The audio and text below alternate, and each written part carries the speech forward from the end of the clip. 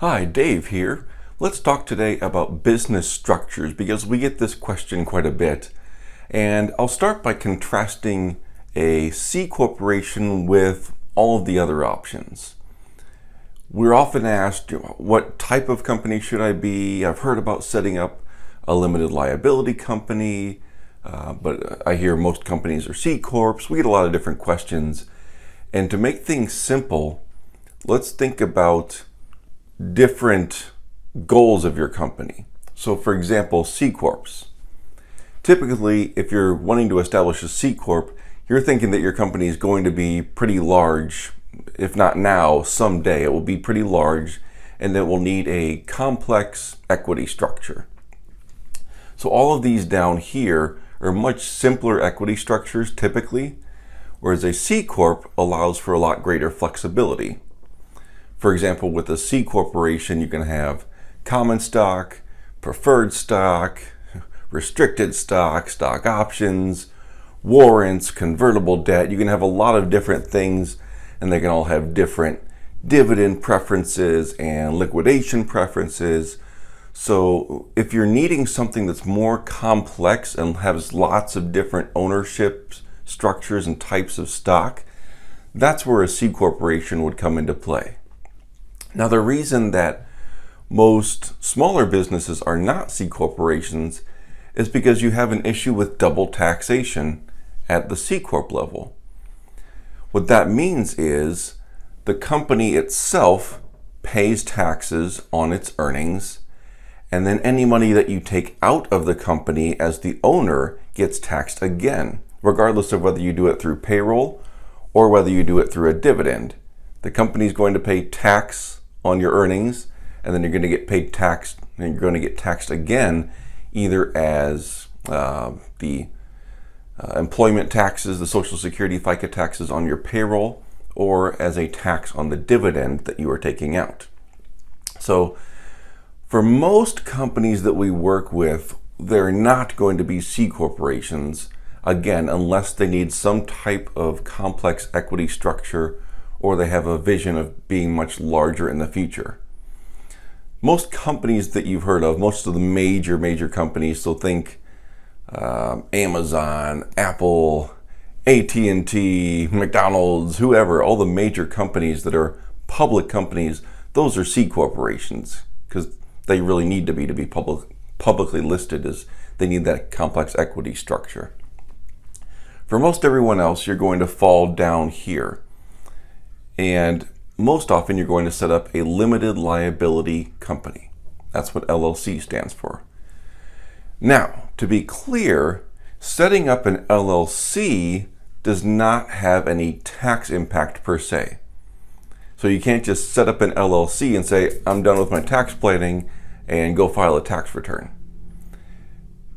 Now, there are a few defaults with an LLC. So for example, if you're the only owner and you set up a limited liability company to limit your liability, which is a good thing, and you don't do anything else, you default to being a sole proprietor. And with a sole proprietor status, you are filing the business's tax return on Schedule C of your personal tax return. The downside with the sole proprietor is you are paying all of the self-employment taxes. So when you work for a different employer and you get a regular paycheck and a W-2 at the end of the year, you pay half of the Social Security and Medicare taxes, and the employer pays half. When you're a sole proprietor, you get the joy of paying both halves. So if you set up an LLC and you're the only owner and you do nothing else, you are by default a sole proprietor on your tax return. It's Schedule C on your personal tax return. If there is more than one owner and you set up an LLC and do nothing else, by default, you are a partnership, and you must fill out a partnership tax return that has a Schedule K-1 that then flows through to your personal tax return. So those are the defaults with an LLC. If you do nothing else, you default to a sole proprietor if it's just you, or a partnership if there is more than one owner. Now, to be clear, you don't have to set up an LLC at all. I don't know of any great reasons not to, honestly. But if you just started the business, never set up an LLC, and it's just you're a sole proprietor. We probably want the LLC established just to limit your liability.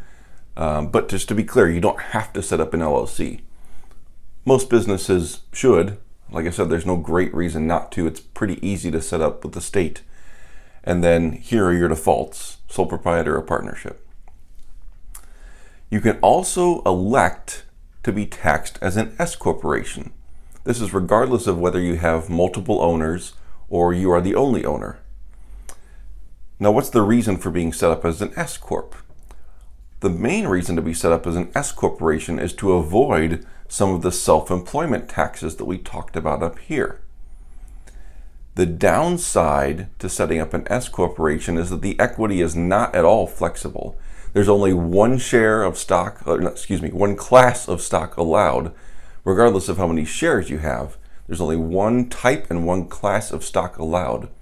And there's not much flexibility as far as different types of distributions and ownership changes. If you have multiple owners, the only flexibility you really have as far as payouts go is adjusting who makes what level of salary.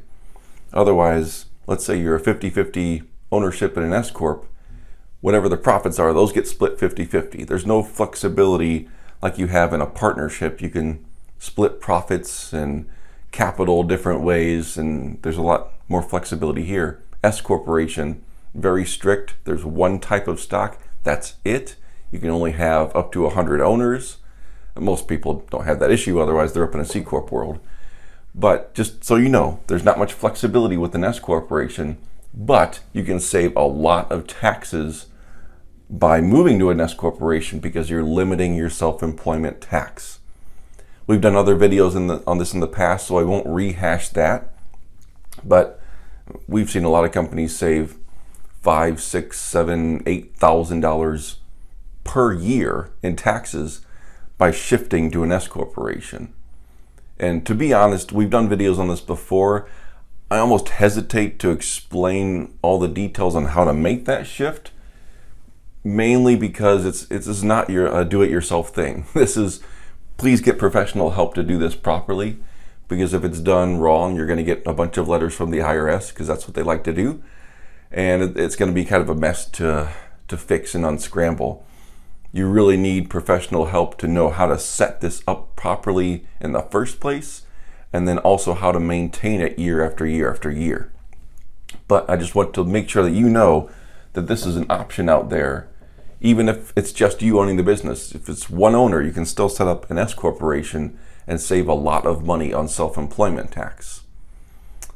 So those are all the options at a high level. C corporation, again, gives you the flexibility of an equity structure that's different or more complex, but typically this is reserved for those who are wanting something much, much larger in the future or have a complex need right now. For everyone else, you're likely setting up an LLC and then choosing how you want that LLC to be taxed. So again, LLC is not a taxable entity. You have to then either get one of the defaults or choose how you want to be taxed. This is a one owner, sole proprietor. Partnership is more than one owner. And an S corporation can be used to save on self-employment taxes regardless of how many owners there are, as long as there's fewer than 100. I hope this helps. If you have questions, leave a comment, contact me. We're happy to help talk through how to set these up. Thanks.